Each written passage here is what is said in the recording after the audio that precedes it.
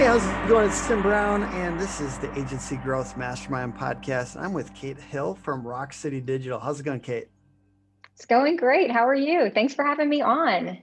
Doing very well. Appreciate it. And we're talking about how to get better employee engagement, even in remote environments or hybrid environments. And Kait has opinions on this. She's been doing remote for a while. Have you guys been doing this since before the pandemic? Yes, we've been doing it the past 5 years now. That's crazy. So you have some context. You almost had a leg up a little bit on the competition in this situation. Yes, I would say we were very fortunate in this position to be able to roll seamlessly through it.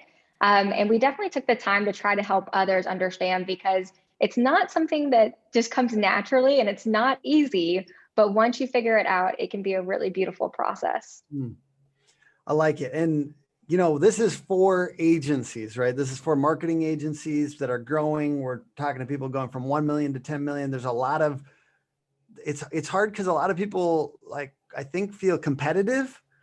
And I've been focusing a little bit more on niched agencies. You guys talk to, like, your biggest thing is millennial marketing. Is that correct?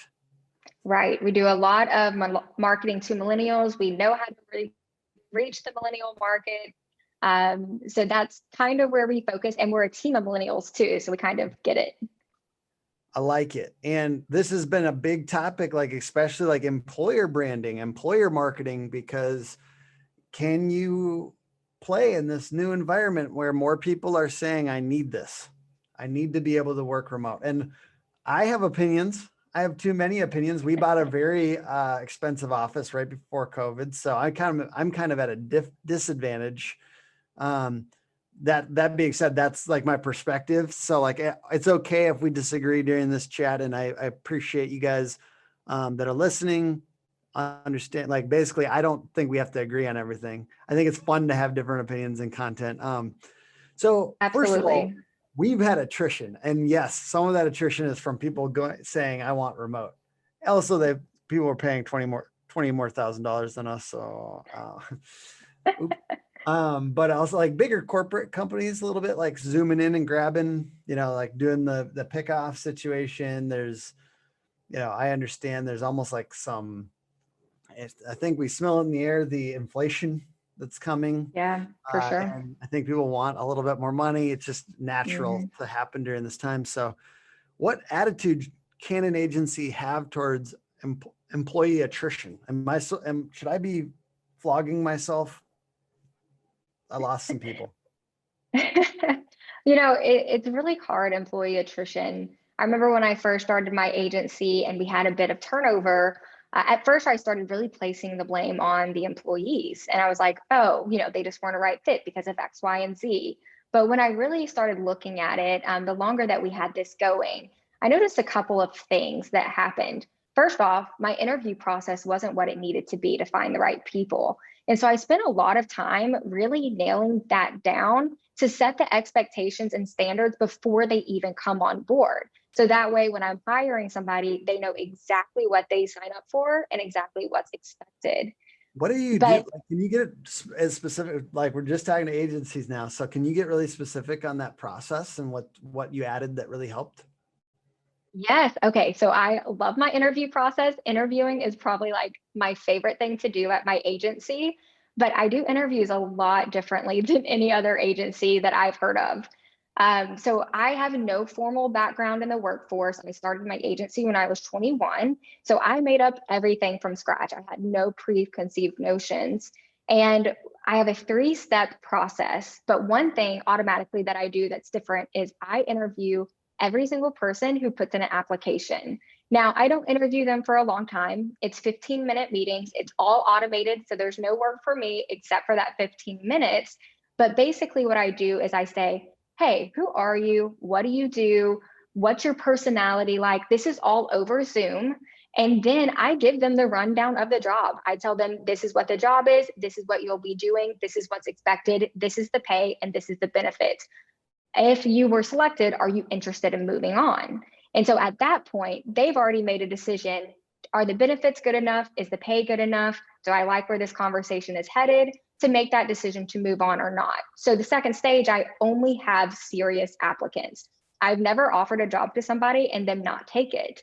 So the second interview is where the beauty is of it. It is all personality. I focus solely on personality. So after the first interview, if they make it to the second, they get an Enneagram test that they take. And they also get this picture with words on it. And they have to select 4 words that best describe them. And so if I have applicants that select 4 words that align with our core values, they're most likely going to align with our company a bit more. And then when I know what Enneagram number they are, I have select questions that I go through to figure out what their passions are in life. What really drives them? Is it money? Is it time freedom? What's something that's important? And I find people that align with everything that we align with.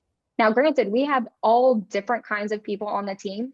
Our team is actually really diverse, but they all have similar interests and passions in life, which makes it easy for all of us to work together because they all agree to our core values and they agree to live by those. And so the third interview, that's the final step.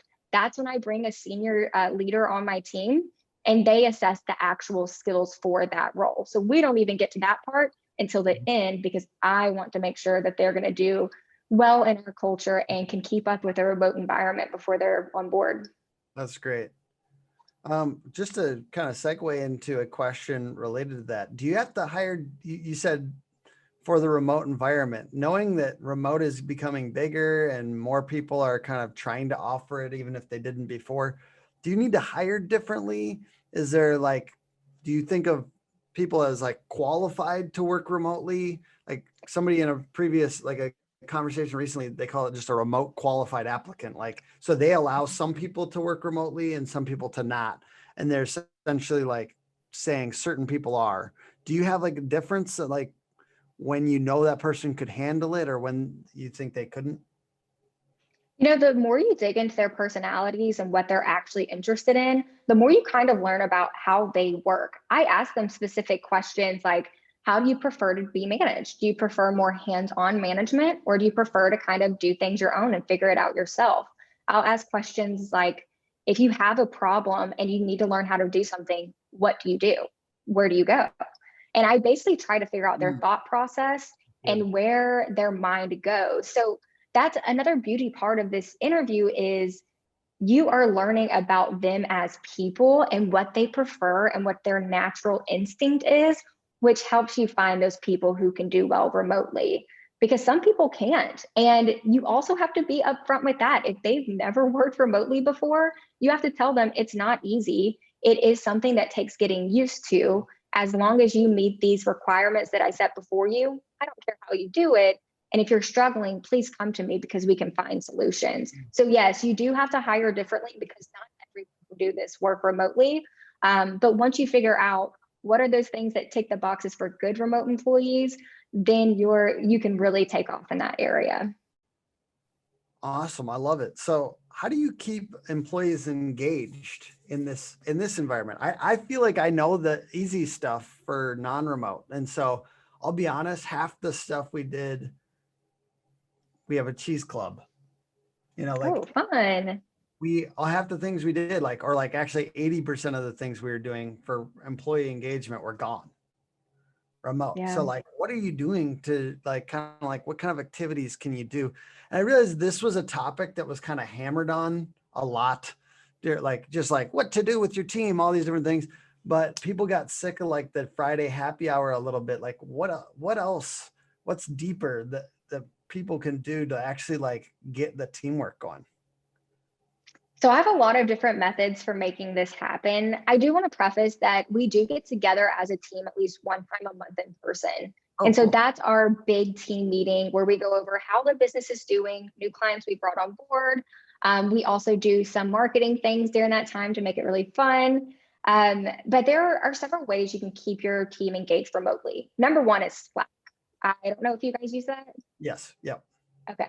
Love Slack. There are little things like the virtual water cooler where you can have questions that come out and it's just like fun little questions about life and they get to interact that way and learn about each other Is that like an personally. add-on to Slack, the virtual water cooler? Yeah, I think it's called Donut. Donut. It's Okay. a really, really cool thing. I would highly recommend because it gives questions from a robot, right? Instead of a person. I just Googled donut. I just want to note that I just Googled the word donut. What showed up? Was it just a box of donuts? It's a Google map with a bunch of donut. Of course it is. I love how I just like That makes thought sense, I was right? gonna find it by just Googling donut. I'm guessing it's like donut Slack add-on or something. Yeah, something like that. But it's a great add-on just for like day-to-day kind of like engagement outside of work, because you do lose that, right, Mhm. with a remote workforce. Oh, I want to But share we one do, tip, one yeah. just because like it was so good. We get an email from Officevibe, something called Officevibe. I don't know if you've checked that out.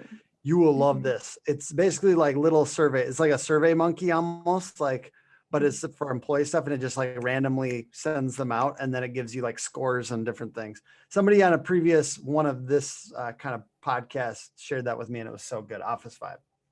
Yeah, I'm definitely going to look that up. I love I'm surveys. definitely going to get a donut. This is the mastermind. This is what makes it awesome. Like I'm definitely excited to check out that Slack add-on. Yeah, absolutely. But one thing I've also found a really big part of keeping people remote is involving them in that process, right? Like you could have meetings, you could have virtual meetings all day, but if I'm the one that's leading all of all of those meetings, are they really that invested? You Yeah. know? So we have a weekly structure that has worked very, very well. Monday mornings we have a goals meeting. It's only 30 minutes, but our entire team is on there and we talk about goals for the week. But something we do before every meeting is we have some form of icebreaker. So for Monday, because we're starting out the week, it's always a gratitude practice, which sounds kind of weird and different. But it's created such a positive culture of people just wanting to like brag on their teammates or say, hey, I'm really excited about this coming up, or I experienced this over the weekend and I wanted to share it with you guys, you know? So it really adds to that. I'm going to add something there too. We have a pat on the back Slack channel too. That's just like, oh, and so pat on the back Slack channel. And then there's an app called Evergreen that like allows you to, you give seeds. It's kind of weird now that everyone's like talking, they're like, you gave them 3 seeds or 1 seed, but they plant trees for Oh, like, wow. What? That's so cool. so like you give encouragement and then they plant seeds. It's called Tree. Evergreen. Evergreen, and then just like a channel for like pat on the back is what we. Is that a Slack on Evergreen? Yes. Okay. My team would love that. I'm definitely going Yeah, to look it's that pretty up. cool. And then, but it is kind of funny. You end up being like weird about the seeds. Like there's Becomes no like a seeds hot in this commodity. encouragement, it doesn't count, you know. Weird. But one way to involve them more in that process is every Friday we have a weekly wins meeting and it's hour long, basically going over the wins. But what's different is it rotates who leads that on the team and they come up with an icebreaker. We've had people do trivia, we've had people do scavenger hunts. Like people get really invested because their teammates are the ones putting it on and they eventually have to put it on too. Nice. I like it. I love So that. that's like a fun way, you know, remotely, because it is hard if you're not in the office. You have to find ways to get people invested to doing it. That's great. And it's funny, like this is such big business, employee engagement, like for corporations, that's a big deal. Like, and like a disengaged employee is a money suck. Like, Absolutely. and it's obvious kind of when you're in person sometimes, I think like, it's like, oh, that person's like slumpy and like doesn't talk and like is kind of like even condescending when there's like part of a team meeting. And then sometimes like a little bit, it's a little less obvious when you're remote or something. I noticed For sure. it's a little harder and you like, what's, I guess a good kind of question for this is like, what's the difference between just a chill, like I'm a intense person. I'm an 8 on the Enneagram, right? What's the difference between, I'm trying to think of a chill Enneagram number, but A that 9. sure, a 9 or a 3 or whatever. I don't know if they are one, but then a disengaged employee. Like, how do you know? Like, because sometimes it's like somebody that's very chill, but they get all their stuff done. They're super vigorous and they have a positive attitude when you're talking to them, versus like somebody that just doesn't like. In that case, they just don't dramatize their wins as much. Do you know what I mean? Like, that's a thing. And then on the other side, there's literally disengaged employees, and they're not dramatizing their wins because there's no wins to dramatize, and they're actually mad. Yeah, that can be hard. The more you learn about the Enneagram, though, you can find out when people are operating at their best and at their worst, and you can kind of see how they respond to certain situations based on that. That's why I made my interview process around that, because I learned how that worked a bit better, and it can become pretty apparent. Are they withdrawing? Are they not interacting much in the team meetings? Are they being very vague about their goals and not setting true goals, right? Mm-hmm. Are they not really responding to anything on Slack? That can be a telltale sign if before they were. Has their behavior changed from what it once was before? Or is that just how they act naturally? Being able to truly see in depth and asking questions like, how can I help you today? Or what's something you're struggling with? We do goals meetings every single month. I have it with my leadership team. My leaders have it with their team. And we basically ask, how has the last month been? And there's no hiding from that, right? It's an hour long that you spend with me. And I'm really asking deep questions to see how you're responding and if your engagement level is going up or down. So it is something you have to be active about, and it's something you have to pay attention to. But if you train your people and leaders to do that too, they can end up doing that job for you. Yeah, that's really good. Okay, so we talk about engagement a little bit. I think part of having employees engaged to me sometimes like involving them in the marketing of the company, because that's super fun. I love marketing. So fun. How does marketing enable you to hire better employees? And are you involving your team in that marketing? So I actually let my team do all of the marketing. I don't touch anything. Wow. Okay. Yes. And granted, the people that are leading my marketing have been with me 4 out of the 5 years we've been in business. Yeah. But I do give a lot of autonomy to each person in their role. Marketing our company has been massive. We literally post one time on Facebook that we're hiring, and I have 30 plus applicants that apply. And these are qualified too. Yeah.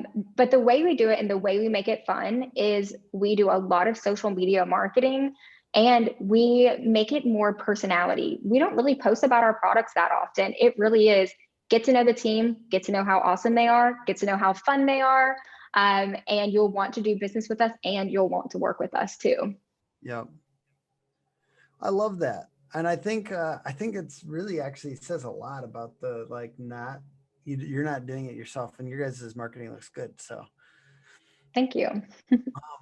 What kinds of marketing do you feel like have been, so like 30 is a lot, like take 30 to 50 applicants, like getting those. And I've noticed too on our LinkedIn, like we promote them, but like it says like 15 people applied because of your ad, and like 60 people applied because of us sharing it a lot, right? So like don't forget to share, but like how are you getting that many, like on Facebook? Like what is it? What do you think they're responding to? I think they're responding to our team. I even got an email last night of another girl who she was like, I would love to work for you guys. And I get those multiple times a month of people saying, I want to work for Rock City Digital. Yeah. I've been watching your company forever. And that's where I want to be, because we show who we are. Again, it is so important. The interview process is where it all starts. And that's why it's my favorite part, because if you get the right people in the right seats, you can really create something so beautiful that people are like knocking down your doors to try to get to work there. And they're just like jumping at the bit, and will do very good work because they're happy to be a part of that team. And so our team shares it too, right? And we make very creative hiring posts. We're about to film one on this Friday, actually, as a team, we're filming one. Yep. And so we make very creative hiring posts that get you to stop, but also, again, show our personality and what we're about. So are you, sorry, I might have missed this, but are you doing it on Facebook, LinkedIn, and Indeed, or like, what places do you post, or do you just post at one place, or? We post the original post on Facebook. We'll sometimes link that over to Instagram, and then I'll post it on my personal LinkedIn now. But that's kind of new for LinkedIn. It's primarily just Facebook. Okay, cool. Very cool. As far as like, other agency owners, first of all, talk to Rock City if you've got a client that's really looking for somebody that's millennial focused. Look for look for them, check out their content about millennials, check out their marketing. They're doing a great job. Also, would you give any, like, what do you think are things that really people are like brands are looking for related to millennials right now? What do you think the biggest thing that you guys, what are you guys doing that's really focused on millennials, and how do you kind of position yourself differently? Like a little bit of the niche conversation too, like why'd you choose that, etc. You know, it's so hard to capture millennials' attention because we're so used to ads and we hate them, right? We hate anything that's curated, looks fake. It's like, why are we even supporting this business? This has nothing to do with anything, Yeah. right? And we learned very early on, and this is an old business motto, just no one goes by it, is people do business with people. So Mhm. why don't we focus on people marketing? And so you Mhm. can see it through our own social media channels, how we market people, we market our team. Yeah. And people do business with us because of our team. Yeah. We do the same thing for clients because what we're doing is we're building trust with people online by telling stories of the people that work within the business or making them appear funny or likable, just whatever it might be. We're not using stock photos. We're not really using photos of like their business. We're using photos of people. Yeah. Totally. I love it. And as far as like just the idea of niching and going into it, what made you like really decide to do that, and how has that paid off for you? Just as other people listen to this, I kind of like promote this as almost like a niche focus, like just different niches. There's been a ton of different niches on this so far, and I'm going to keep on kind of taking that angle with like people that have a niche. So what really made that apparent that it was smart for you, and has it paid off? Yeah, you know, it was when people started saying they were coming to us because we were millennials and we just got it, right? Like we understand marketing because we grew up with digital, with cell phones or with computers. So we were going back and forth a while, and we're still kind of in that like, how far are we going to take this, right? Like, are we not going to take on other clients outside of that? But we're realizing that millennials are becoming one of the biggest buying markets as well. And so Yeah. when we realize, all right, we're already a millennial team, people are having struggles not only hiring and keeping millennial talent, but also reaching the millennial market. We decided, well, we know how to do that. And that's another area that some agencies lack, is Yeah. how to build that authentic connection and brand loyalty. And so when we realized that we had already solved that piece of the puzzle, we knew that that could be a direction we could go in. I love it. And do you think it was smart? Yeah, definitely. Definitely. Again, some people come to us just because we're cool. Like they don't care about the millennial piece, right?